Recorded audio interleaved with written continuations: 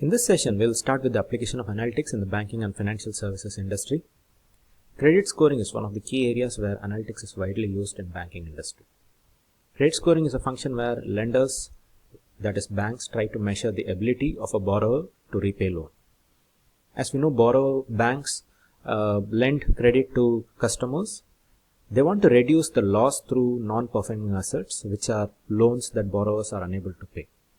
A credit score is measured by looking at various parameters such as customer repayment history, income, demographics, etc. The details on customers' borrowing history is maintained by what we call as credit bureaus. So some of the commonly known credit bureaus are Experian, Equifax. In India, we have CIBIL, which is a credit bureau that maintains the credit data about customers. The people who lend from banks will be aware that credit score is requested from CIBIL, and people below a certain threshold score are not given loans. A score below 600 will deem a customer unfit for getting loans.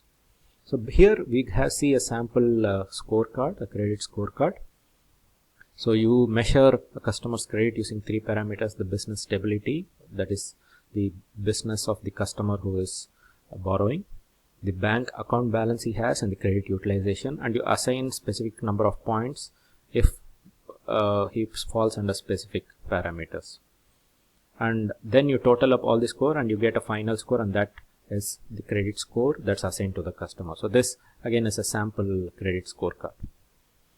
Another area of application of analytics is fraud analytics. So there are a lot of fraudulent banking transactions that happen worldwide. So this could be transactions where a person gets access to customer credentials and try to dupe customers. Banks may try to predict these kind of transactions in real time and stop it. This preemptive approach will prevent a lot of security issues and loss to organizations. There are transactions that come under the purview of anti-money laundering. So anti-money laundering, or AML as it is called, is an area where funds are routed to dubious customers and illegal sources of transactions are made to look legal. A lot of funding activities for banned organizations is carried using money laundering. So banks try to detect these transactions using patterns in the data.